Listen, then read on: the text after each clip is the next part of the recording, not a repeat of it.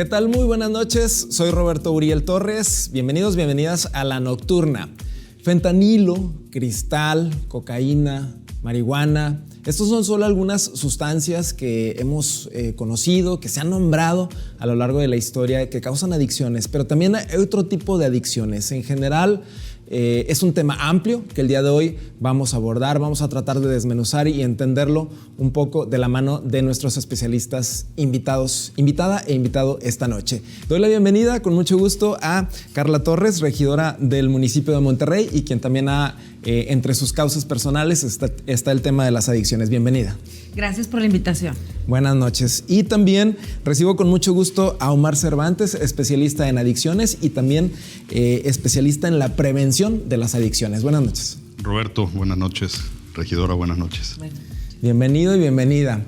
Y bueno, pues para comenzar, platiquemos un poco de cuáles son las adicciones más comunes que podemos encontrar aquí en Nuevo León, ya sea adicciones a sustancias o adicciones en general. ¿Quién comienza? ¿Carla? Pues sí, si quieren. Adelante. Pues, en general, las adicciones a las sustancias y la adicción al juego compulsivo, o sea, ludopatía o juego compulsivo, son las más comunes.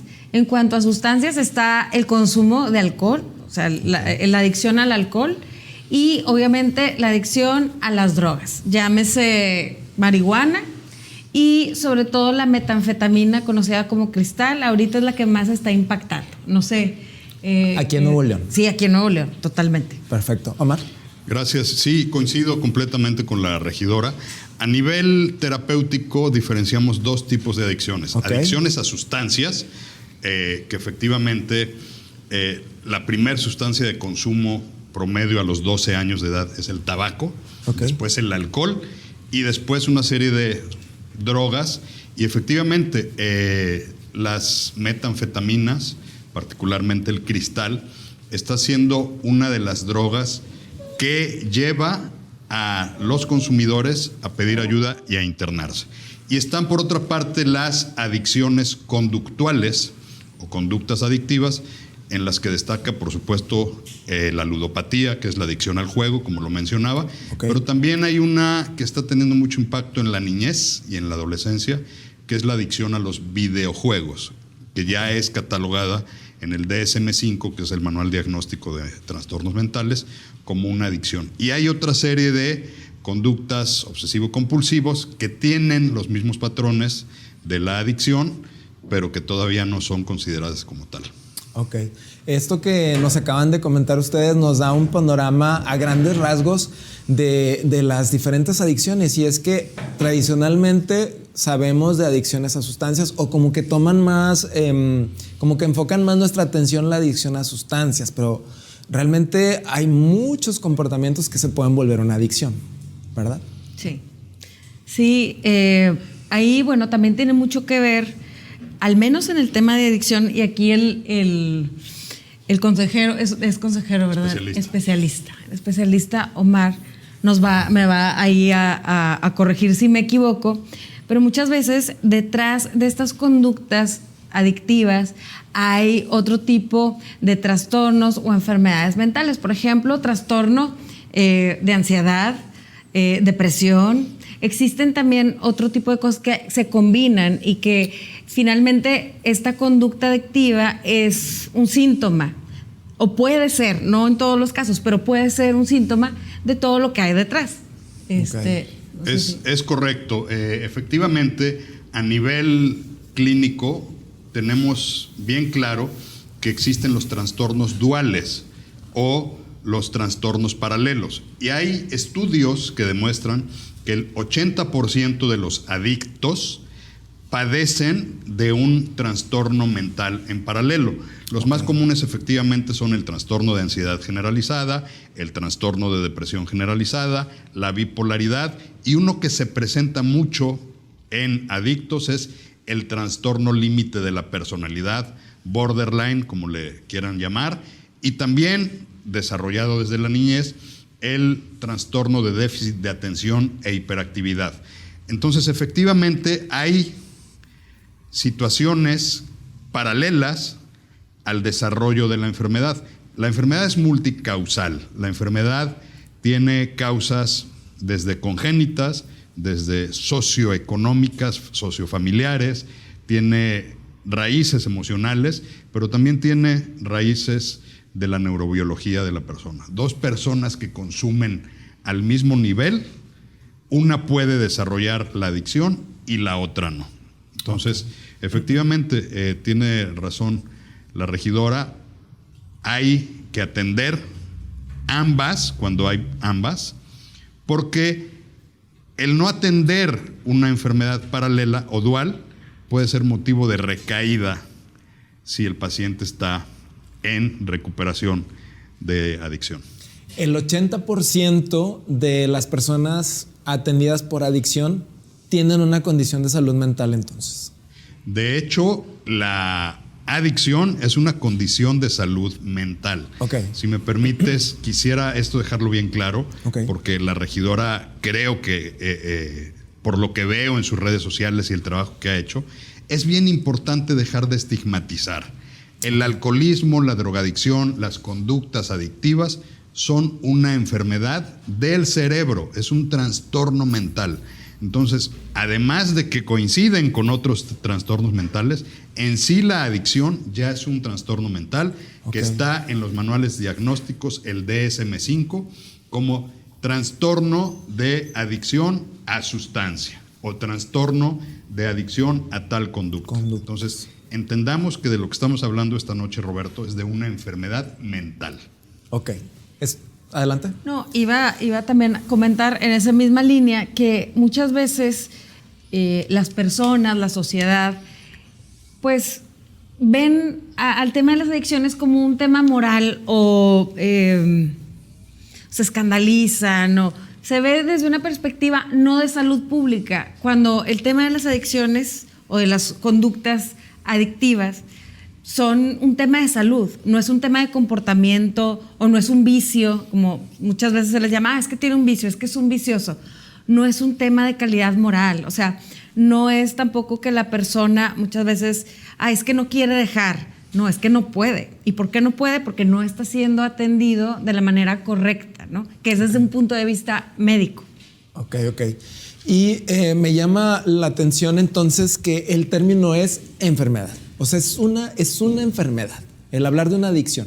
Es una enfermedad mental, si me permites. La definición breve de adicción es una enfermedad primaria del cerebro, incurable, es decir, no hay cura, pero tratable, que se caracteriza por el deseo imperioso de seguir consumiendo una sustancia o de seguir realizando alguna conducta adictiva, a pesar de las consecuencias que hacerlo le está trayendo ya a la persona y a su entorno. Esta es una síntesis de todas las asociaciones psiquiátricas en el mundo, que es la que me gusta usar a mí cuando doy pláticas y cuando doy conferencias. Es una enfermedad, y qué bueno que lo dijo ahorita la regidora, porque yo lo digo en todas las pláticas, en secundarias, en prepas, en universidades. A ver, esto no es un pecado, esto no es un acto inmoral, este no es un acto delictivo, es una enfermedad y efectivamente tenemos que verlo desde el enfoque de salud pública. Y aquí la regidora nos puede platicar de todo lo que está haciendo, por ejemplo, el municipio de Monterrey en materia de adicciones. Sí, como bien lo apuntaba la regidora Carla Torres, al respecto es un tema de salud pública. Ahorita en un momentito más vamos a ahondar en ese tema. Por lo pronto, para seguir poniendo en contexto, me gustaría que habláramos un poco de incidencia. ¿Hay registros de la incidencia de cuánta gente está consumiendo o cuánta gente ha estado pidiendo ayuda aquí en Nuevo León y que nos pudiera dar como un panorama en cifras, que tal vez pueden ser un tanto frías, pero bueno, nos dan un panorama de cómo está la situación aquí en Nuevo León? Recientemente, la Secretaría de Salud Estatal dio a conocer el SISVEA, que es el Sistema de Vigilancia Epidemiológica sobre las Adicciones. Y bueno, ahí viene que en 2022 5,523 personas solicitaron apoyo en algunos centros de tratamiento que están registrados. Entonces, esta es una cifra que es una muestra, pero hay mucho más. ¿Por qué? porque también hay muchos centros que no están registrados, ¿verdad? Que están en la clandestinidad, ¿también? Que ese es otro tema y otro gran problema, pero eso es para después. Para otra mesa porque de es todo un análisis. tema.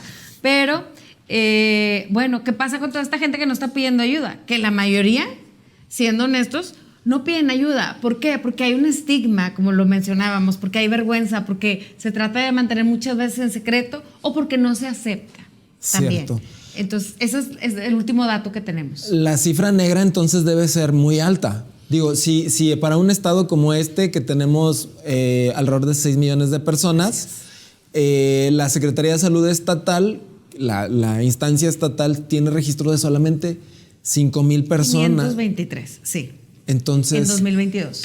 Entonces, ¿cómo que pidieron ayuda? Esto? Es decir, Ajá, que pidieron ayuda, se tiene registro que fueron internados en un modelo residencial. Y efectivamente, esta medición, que es la más reciente del sistema epidemiológico, es un dato que nos puede dar claridad de cómo estamos en materia de reconocimiento y tratamiento. Pero, aunque ya es un poco caduca, analizar la encuesta nacional de adicciones 2016-2017 y la encuesta que se hizo en el 2020 por CONADIC nos indica que a nivel país, cifras más, cifras menos, pero 5% de la población reconoce estar en uso de sustancias. Para los televidentes que nos están viendo, hay 3 categorías de consumidores: uso, abuso y dependencia. Las encuestas nacionales de adicciones lo que recogen es si ha tenido contacto alguna vez. Y lo que podemos ver es que efectivamente ha ido creciendo en la población juvenil, entre los 14 y 29 años. Las mujeres han tenido un ascenso importante en consumo. Antes se pensaba que las adicciones eran prevalentemente para varones. Hoy las cifras de varias sustancias, incluyendo el alcohol, son muy similares entre mujeres y hombres. Y hay datos que arrojan que durante el periodo de pandemia hubo un incremento en algunas conductas adictivas, entre ellas los videojuegos, el consumo de la pornografía, internet, etcétera, y también por la violencia familiar que existió o que existe todavía, hubo un aumento en el consumo de sustancias. Entonces, vale la pena referenciar, que vean estos estudios que hace la CONADIC, que se difunden a nivel estatal y a nivel municipal, que nos indican que el consumo ha ido aumentando exponencialmente, no solamente en nuestro país, sino en el mundo.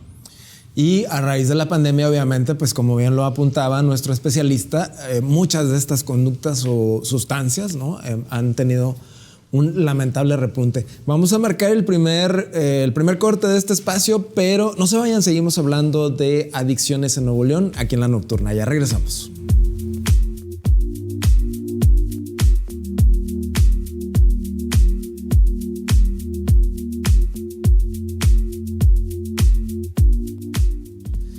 Ya regresamos aquí a La Nocturna y bueno, antes de irnos al corte tocábamos algunos puntos que me parecen muy relevantes de profundizar un poco, porque también el tiempo es un tanto limitado, pero bueno, vamos a tratar de profundizar lo más posible. Hay 3 niveles en el consumo en el caso de las sustancias, o aplica también para las conductas, estos 3 niveles que usted nos mencionaba de uso, abuso y dependencia. Sí, aplica para sustancias y para conductas adictivas. Los alcohólicos anónimos, que fueron de los primeros en empezar a atender esta enfermedad, hablaban de bebedores sociales, bebedores fuertes y bebedores problema. Con el tiempo, la psiquiatría empieza a estudiarlo. En el DSM-4, la edición anterior de diagnóstico de trastornos mentales, lo clasificaba como uso, abuso y dependencia. Actualmente en el DSM-5 es adicción leve, moderada o grave. Lo explico rápidamente. El que usa es el que alguna vez probó, le dieron en una fiesta y jamás en su vida lo vuelve a consumir, no le gustó o sí le gustó, pero no es importante. El abuso es una persona que ya tiene un gusto, una rutina, un ritual, que invierte en la sustancia o en los juegos o en las apuestas, ya tiene un patrón conductual, pero todavía no pierde el control puede tener temporadas de abuso muy fuerte, pero de repente, por circunstancias de la vida, dice, ya voy a dejar, voy a portarme bien o voy a dejar de hacer esto, y lo puede revertir. Y la dependencia, que es ya cuando se genera a nivel neuronal, una dependencia neurobiológica y física en el usuario, la característica es que ya perdió el control y que, como bien decía la regidora, no es que no quiera, es que necesita ser atendido. Entonces, no todos los que consumen, repito, caen en la enfermedad. Siempre lo digo, a ver, estamos en una ciudad que nació en base a la producción de una bebida. No todos los que beben son alcohólicos. Hay quien bebe socialmente o es usuario, hay quien abusa y todavía no tiene un problema y él o ella solo puede revertirlo, y hay quien sí brinca la barrera y genera la dependencia. Ahí es donde entra ya el pedir ayuda, el aceptar la enfermedad y el atenderse profesionalmente o bien en los grupos de ayuda mutua, que son valiosísimos y yo siempre los voy a recomendar.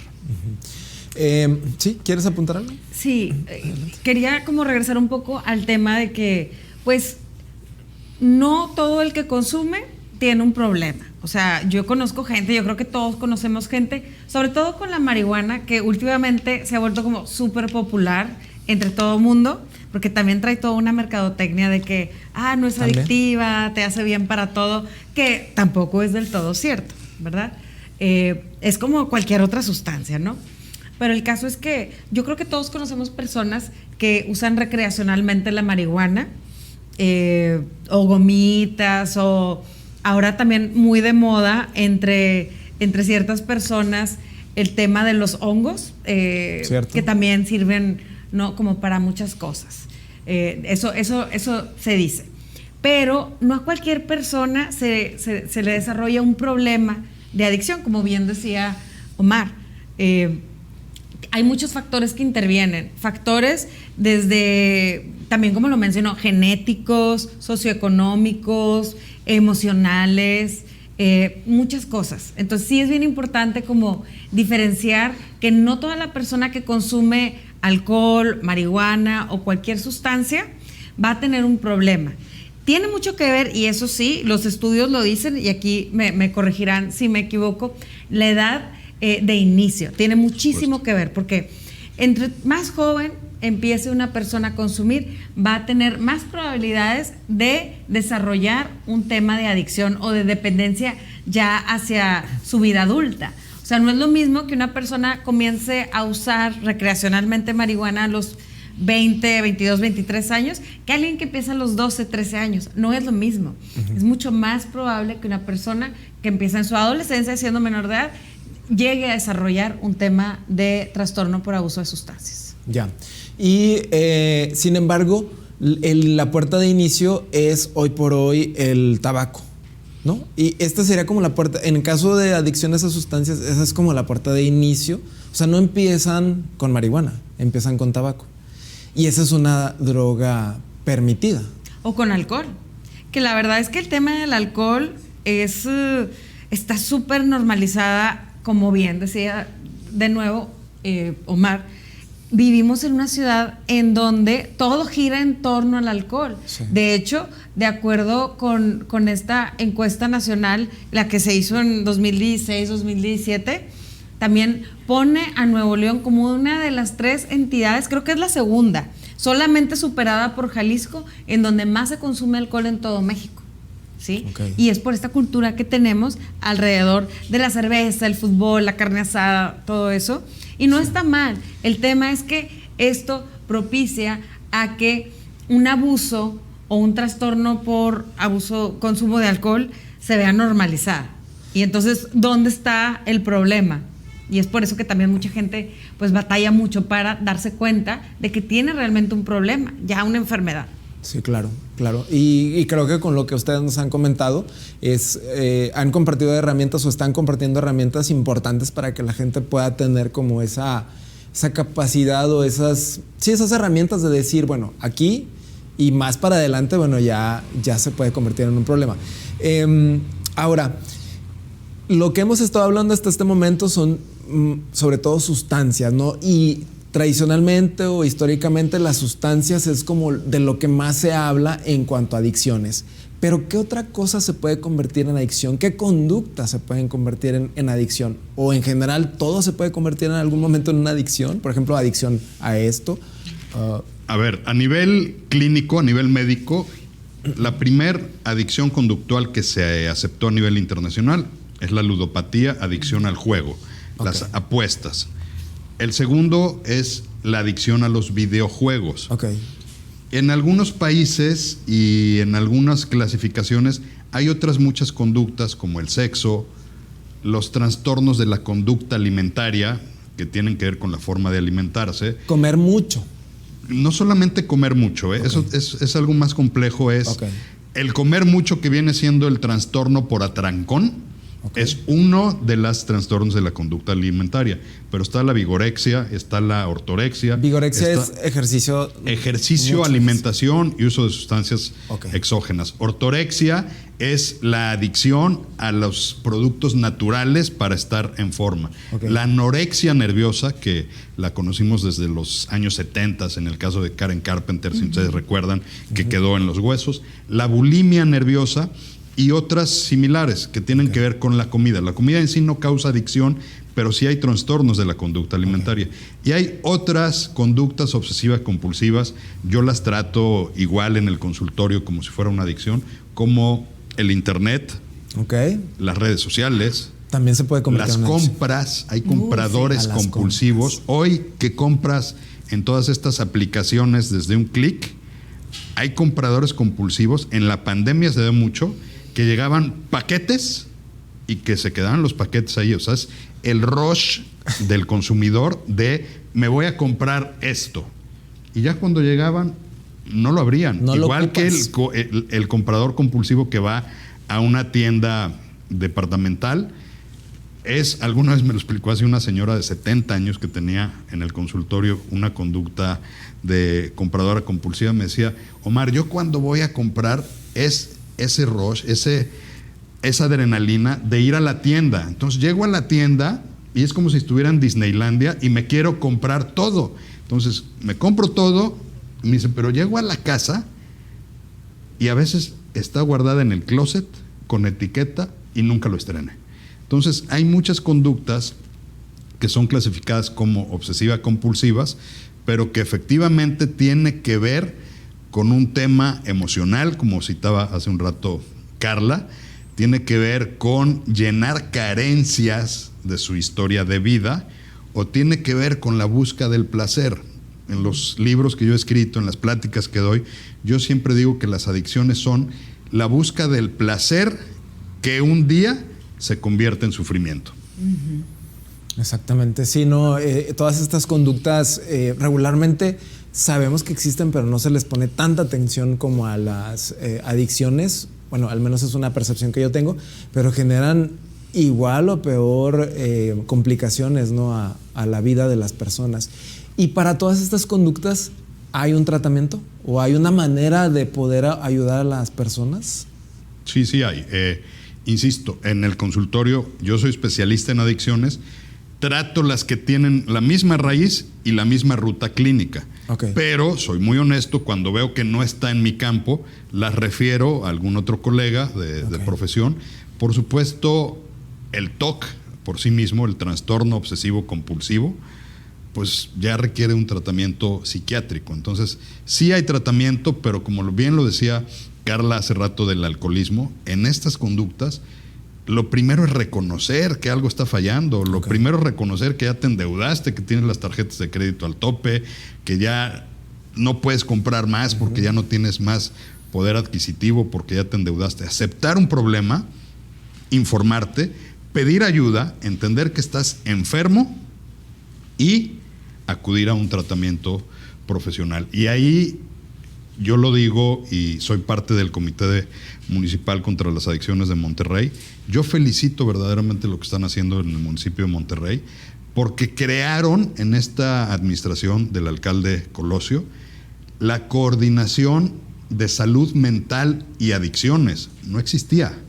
Hoy existe una coordinación de salud mental y adicciones que depende de la Dirección de Salud Pública y que están haciendo un gran esfuerzo para atender no solamente las adicciones, sino todo esto que tiene que ver con la salud mental de las personas que a veces, como bien dices, lo minimizamos o no lo queremos ver, mucho menos lo queremos atender. Sí, por supuesto. Sí, ¿no? ¿Qué relevancia tiene, no? Que la autoridad lo acepte. Aunque sea algo negativo, pues tienes que aceptarlo y afrontarlo, ¿no? No, es que creo que desde lo público, a mí me toca coordinar la Comisión de Salud Pública ahí mismo en Monterrey.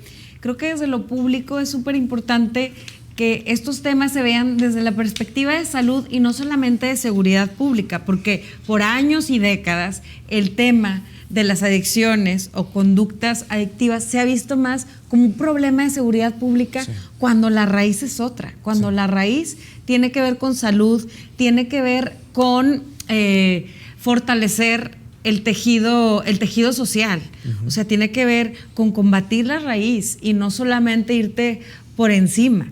Sí. Y bueno, ahorita quería retomar un tema que mencionó Omar, y es el hecho de que resulta muy complicado para las personas que hemos pasado por este proceso el aceptar que tienes un problema. Por eso la gente o el llamarte a ti mismo enfermo, en cualquier tipo de conducta adictiva que sea. Aceptar eso es súper complicado para cualquier persona. Como bien dicen en los grupos también de AA, pues a nadie le gusta aceptar que eres impotente, a nadie. Y entonces eso a veces complica mucho el tema de que alguien llegue a pedir ayuda.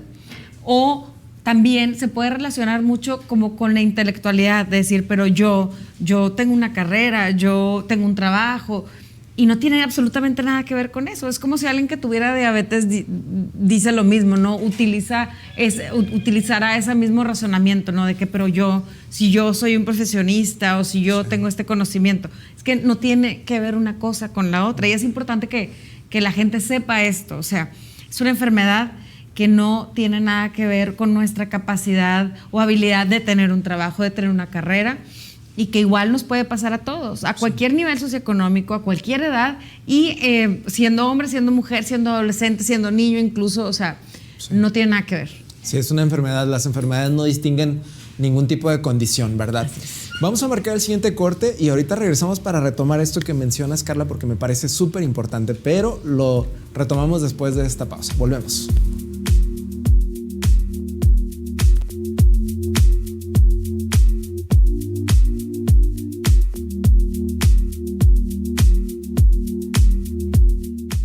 Ya regresamos a La Nocturna y estamos hablando de adicciones en Nuevo León, y para mí las historias son importantes, ¿no? Las historias de vida o las historias en general creo que son súper relevantes.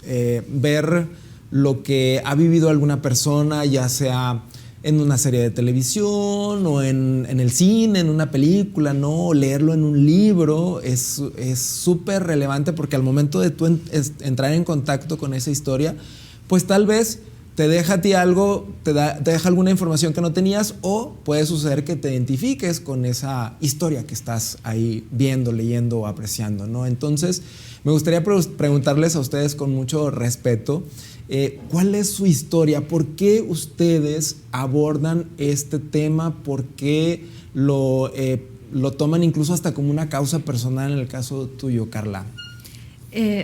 Bueno, yo soy muy abierta en el tema porque precisamente siento que hay mucho estigma, mucha secrecía y mucho ostracismo de parte de las personas que vivimos esto. Yo he lidiado a lo largo de mi vida con el problema. Este noviembre cumpliré, si Dios me lo permite, 11 años de sobriedad de alcohol y drogas. O sea, yo estuve en un centro de rehabilitación, una clínica, por ahí en 2012, una clínica muy buena en Cuernavaca, porque en aquel momento no encontré como una buena opción aquí. Pero bueno, antes de que yo llegara a ese momento de mi vida, pues pasé desde mi niñez hasta los 29 años, que fue cuando esto sucedió, hace 11 años. Entonces, por eso, al yo estar viviendo todo este proceso antes y luego después, porque realmente la lucha empieza después del tratamiento. O sea, ya cuando tienes que retomar tu vida, volver a trabajar, aprender a vivir sin lo que había sido tu muleta o tu manera de lidiar con la vida. Como que te lo quitan de eso. Ajá. Sí, claro, te lo quitan y ahora aprende a vivir ahora sin eso, a ser una adulta, sin eso, a socializar, a todo, aprende a hacerlo otra vez.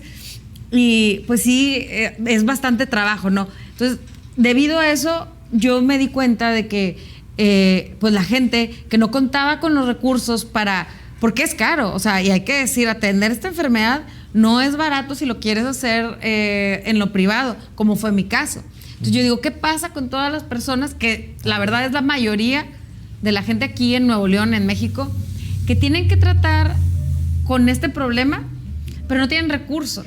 Y entonces ahí es donde pues yo vi una necesidad muy grande en el tema de gobierno, ¿no? Y por eso yo me empecé a involucrar en lo político, ¿sí? O sea, como del activismo al tema político para tratar de tener injerencia en este tema, que es como llego gracias al alcalde Colosio, que me dio la oportunidad, me dio un lugar para trabajar justamente este tema, entre otros, desde el municipio de Monterrey. Pero mi historia es esa, o sea, yo tuve ese problema, o bueno, todavía lo tengo. No, sí. Como decía, no se quita, no es curable. No es curable, simplemente está controlado, está en remisión, por así decirlo, pero pues yo pasé por eso y desde niña empecé a tener problemas de la conducta adictiva con la comida, con ansiedad, hasta que llegó el consumo a los 15 años en mi caso. Y desde ahí, pues, toda una serie de cosas, ¿no? Primero alcohol, luego drogas y así. Durante 14 años, ¿no? Más o menos que duró todo este tema, hasta el tema de llegar a un centro, pedir ayuda, tocar fondo, pedir ayuda y llegar a una clínica.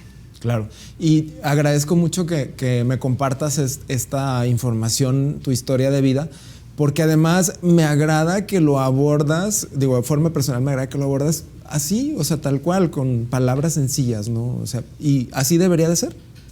Sí, pero no es así porque yo creo que se debe a que hay mucha desinformación sobre el tema. Y sobre todo siendo mujer. Okay. O sea, si para un hombre es complicado, creo que para una mujer el ponerte esa etiqueta de alcohólica o adicta, que a mí no me gusta tanto la palabra adicta, la verdad, creo que es un poco estigmatizante, pero bueno, así ha sido como, es conocida, ¿no? Esa palabra. Entonces, el ponernos esa etiqueta, pues a mucha gente le asusta, claro, ¿no? O te ve casi como delincuente en potencia. Sí. Entonces, creo que es importante que hablemos las cosas como son. No sé si Omar quiera ahí platicar también un poco de por qué. Sí, pues gracias, regidora, por compartir. Gracias por abrir tu historia en este espacio. Yo soy egresado del Centro de Estudios Superiores Monte Fénix. Hice mi especialidad, mi posgrado, tengo mi cédula profesional. Y ahorita que la escuchaba, en mi generación salimos 14 especialistas en adicciones. Y alguna vez nos dijo uno de los médicos que nos dio clases, los que estamos en las adicciones no elegimos esta especialidad por casualidad. Okay. Es porque hay alguna historia ya cerca de nosotros o en cada uno de nosotros.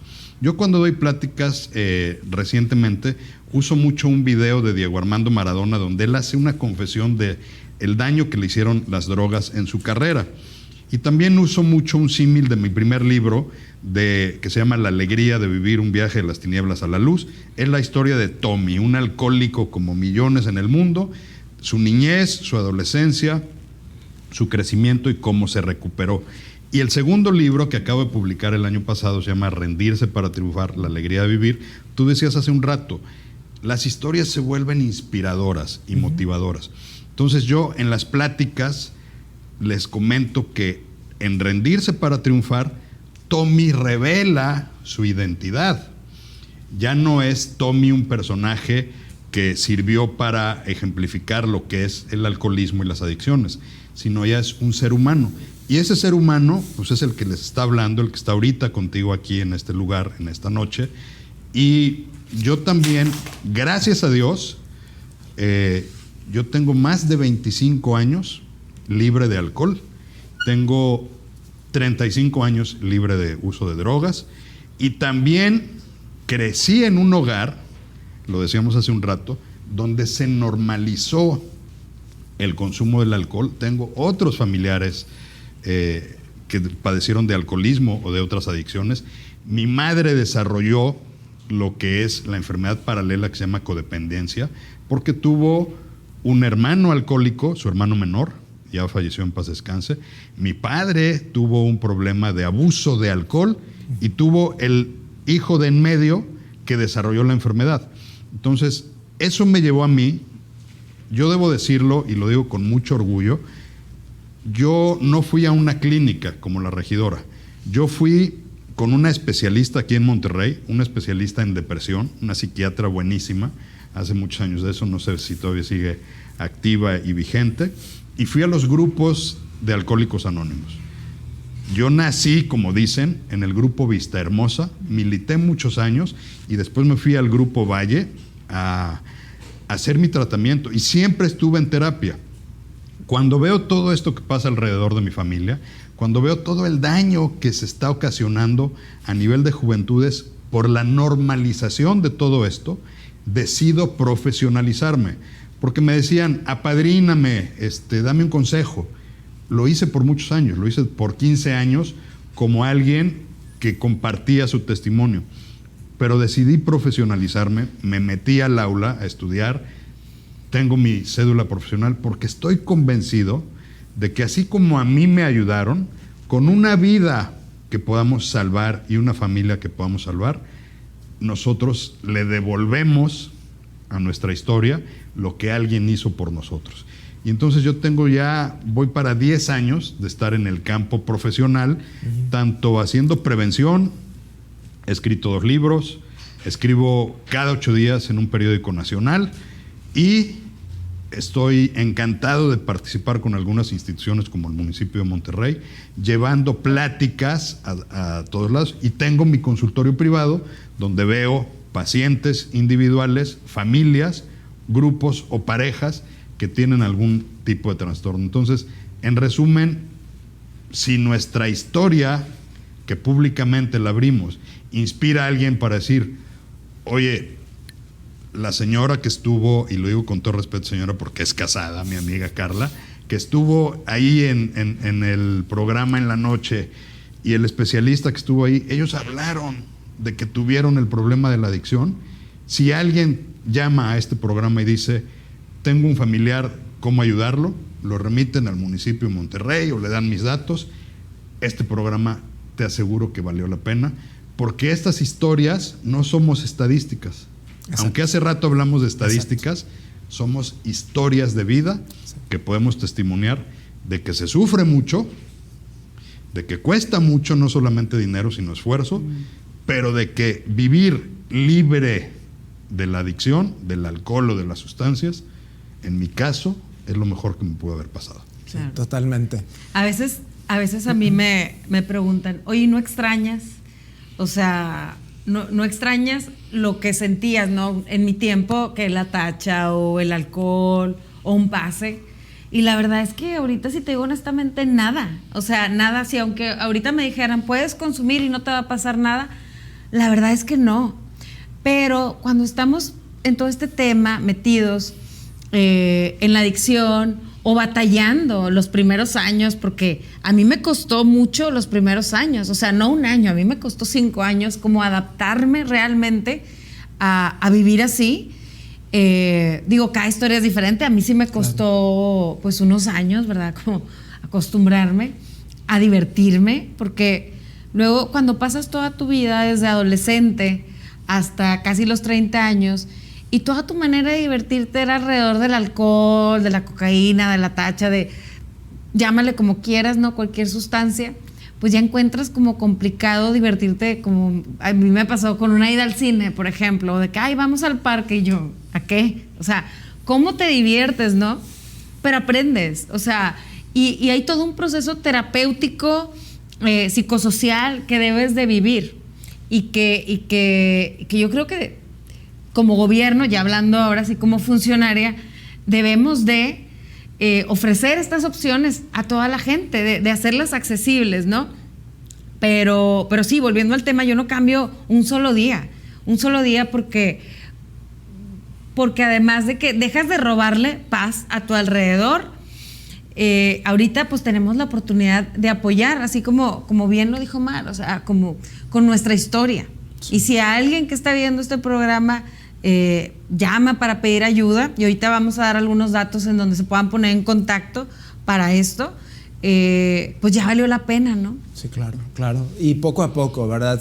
Como bien lo han compartido ustedes en sus historias, pues el cambio es gradual, ¿no? Es paso a paso, ¿verdad? A veces uno se exige demasiado y hay que llevárnosla con calma. Hay aquí un ejemplo de que más adelante está, pues ahora sí que la luz, ¿no? Está el camino a seguir ahí. Pero bueno, vamos a ir al siguiente corte y ahorita regresamos justamente con esos datos. ¿Qué podemos hacer? ¿A dónde podemos acudir? ¿A quién le podemos pedir ayuda, no? ¿Qué opciones hay? Sobre todo aquí cerca de nosotros, de nuestro entorno, ¿no? En el caso del municipio de Monterrey, hablar un poco de qué es lo que se está haciendo y cómo podemos tener acceso a ello. Vamos y venimos aquí a la nocturna.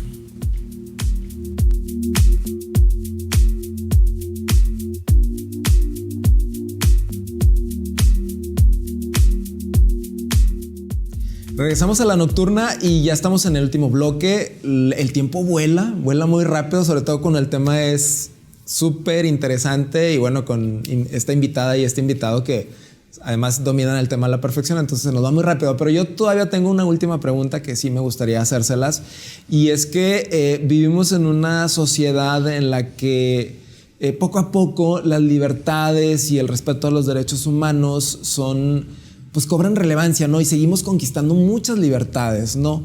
Pero o pudiera darse el caso de algunos grupos conservadores o ultraconservadores o grupos, no sé, bueno, religiosos o incluso partidistas o partidos que pueden tomar o que pudieran tomar este tema con ese sesgo. ¿Cómo le hacemos para no ver este tema de adicciones a sustancias o a conductas con un sesgo así manchado por ejemplo, el ultraconservadurismo, ¿no? ¿Cómo le podemos hacer? Yo creo que desde el punto de vista como de lo público, de lo político del tema, como te decía, lo importante es verlo desde el punto de vista de salud y no de seguridad, que es donde estos grupos o la gente más conservadora, políticamente hablando, claro. O religiosamente hablando, ¿sí?, se van a extremos. ¿A qué me refiero? Y te lo voy a ejemplificar con algo sencillo. Hablando del tema de adicciones, en Estados Unidos pasa, en Tijuana y en otros lugares, que tienen, por ejemplo, programas que se les conoce como reducción del daño. ¿Qué quiere decir? Que están orientados a que las personas usuarias de sustancias que, si bien no quieren dejar de utilizarlas, pues por ejemplo, hay programas de intercambio de agujas para las personas que se inyectan heroína, opioides u otro tipo de drogas, para que, pues, si bien no dejan de utilizarlas, dejen de hacerse, puedan hacer más daño. O en Estados Unidos o Canadá van todavía un paso más adelante y ofrecen medicamentos como la naloxona, creo que se llama en español, en donde se pueden revertir los efectos de una sobredosis, que es como un tipo Afrin que te pones en la nariz en caso de una sobredosis y la revierte, y entonces pues la persona no muere de la sobredosis. Ese tipo de programas, entre otro tipo de modelos y de programas que existen, se le llama reducción del daño. Bueno, hay grupos que se oponen a este tipo de política pública porque dicen, no, pues si ellos quieren seguir usando esas sustancias, mejor que se mueran. Pero lo que no saben es que a veces este tipo de programas de reducción del daño son un puente de la muerte a la vida. A lo mejor ahorita no están listos para entrar en un programa de recuperación, pero a lo mejor sí, y le estás quitando esa oportunidad. Entonces tenemos como estos dos puntos de vista a veces muy reduccionistas de estos grupos, ¿no? Que lo ven como un todo o nada, cuando tiene que haber todo tipo de programas, ¿sí? No sé si... Sí, definitivamente el enfoque que se debe dar es un enfoque de salud pública y lo decíamos, esto no respeta religiones, género, identidad, ideología. Es una enfermedad. Entonces, hablabas de grupos conservadores. te aseguro que esos grupos conservadores, el día que tengan en casa un familiar que padezca esta enfermedad, lo van a entender. Afortunadamente ya estamos muy avanzados, el modelo de salud pública está muy avanzado, hay que desestigmatizar la enfermedad, hay que visibilizarla con programas como estos, hay que hablar de frente de lo que es esta enfermedad y hay que entender que es una enfermedad que está costando vidas, que está costando recursos públicos a las naciones, a los estados, a los municipios, y hay que entender que está dañando a las familias, porque por cada adicto que padece la enfermedad hay en promedio 4 personas a su alrededor que están sufriendo esa enfermedad. Entonces el enfoque, por supuesto, es un enfoque de salud pública, de hacer prevención oportuna, de hacer tratamiento en el momento adecuado y de hablar de esto como lo estamos haciendo esta noche aquí contigo, que te felicito que nos hayas invitado para este programa. No, muchas gracias. Al contrario, a ustedes por haber asistido. Y bueno, ya para ir cerrando, ¿qué herramientas tiene la ciudadanía al alcance de su mano? ¿Qué podemos hacer, no? Tanto una persona que tal vez ya está en ese punto de reconocerse a sí misma como una persona que tiene un tema que atender, o las personas que están alrededor, como ahorita lo mencionaban. ¿Qué tenemos a la mano? Yo te voy a hablar de nuevo, como regidora de Monterrey, como funcionaria. Existen programas, ya sea de desde una asesoría psicológica o psiquiátrica, consulta, hasta posibilidad de tener un acompañamiento para un internamiento residencial en caso de que alguien lo necesite. En el municipio de Monterrey, como bien lo mencionó aquí mi compañero Omar, tenemos una coordinación específica de salud mental y adicciones, en donde, si bien no tenemos en Monterrey un centro público, ¿no?, de rehabilitación, sí tenemos un programa de becas para personas que requieran de tratamiento, convenios con centros de rehabilitación bien certificados, o sea, que están muy bien regulados, vigilados, donde se respetan los derechos humanos, en donde las personas pueden estar, si así lo quieren, tener también tratamientos que no son residenciales, sino con base en consultas, en general asesoría para la familia. Tenemos esos recursos, se pueden acercar a la Coordinación de Salud Mental y Adicciones de la Dirección de Salud de Monterrey, que está ubicada en las oficinas en el Parque España.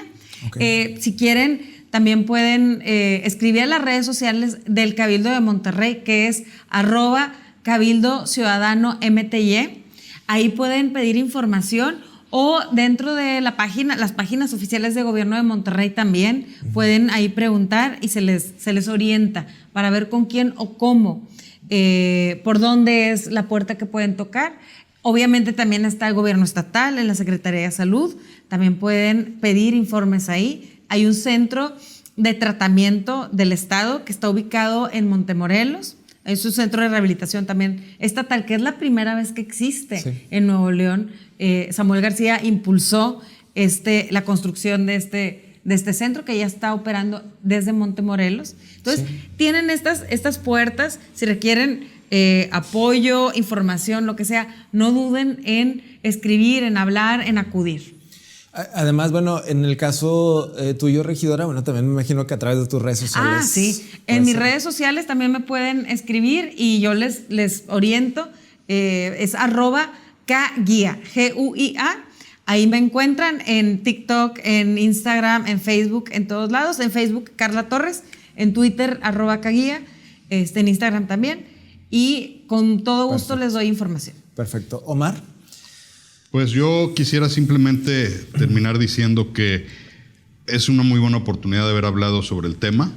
Yo le diría a nuestros televidentes, dejemos de estigmatizar, esto es una enfermedad, infórmense, oriéntense, charlemos, pidan ayuda lo más temprano posible en las instancias públicas, municipales, estatales, federales, y por supuesto, hay que detectarlo a tiempo, hay que hacer prevención, hay que reforzar los lazos familiares al interior de los hogares y bueno, también desde lo privado, desde el sector privado, quienes nos dedicamos a esto, yo estoy con mucho gusto a sus órdenes. Todas mis redes sociales son @la alegría de vivir en plenitud, Estamos en Instagram, en Facebook, tenemos un canal de YouTube donde pueden ver muchos videos de la enfermedad. Tenemos un podcast, hemos escrito 2 libros y pues con mucho gusto estamos para resolver y trabajar en conjunto con las instituciones públicas para atender este tema de suma importancia. @la alegría de vivir en plenitud. Esa es la cuenta en redes sociales. En el caso de los libros, ¿dónde se pueden encontrar? Los libros los puedes encontrar ahí mismo, okay, en mis redes sociales, que te redirigen a una de estas plataformas internacionales que venden libros por internet. Para leerlos en forma electrónica. Y impresa también. Está la versión impresa, está la versión electrónica. Yo tengo algunos ejemplares del segundo libro aún disponibles. Me hubiera traído uno, no lo hice, pero les hacemos llegar alguno. Es un buen motivo para irnos a visitar sus redes sociales o sus cuentas ahí para poder checar el dato, ¿no? Bien, pues les agradezco muchísimo que hayan estado esta noche aquí con nosotros, que nos hayan compartido estos datos tan importantes y sobre todo que hayan compartido sus historias personales, que creo que es algo muy relevante, ¿no? Eso es muy valioso para la gente. Se logra uno identificar o inspirar, ¿no? Dependiendo del caso. Y bueno, ¿quién nos dice que por allá afuera tal vez no hay alguien que está ya esperando que termine el programa para mandarles un mensaje y consultarles más al respecto? Esperamos que así haya sido. Muchísimas gracias. Gracias. Buenas noches. Gracias y les esperamos en una siguiente ocasión. Con gusto. Y a ustedes les esperamos la próxima semana con mucho gusto aquí en La Nocturna con más temas de actualidad. Soy Roberto Uriel. Pásela muy bien.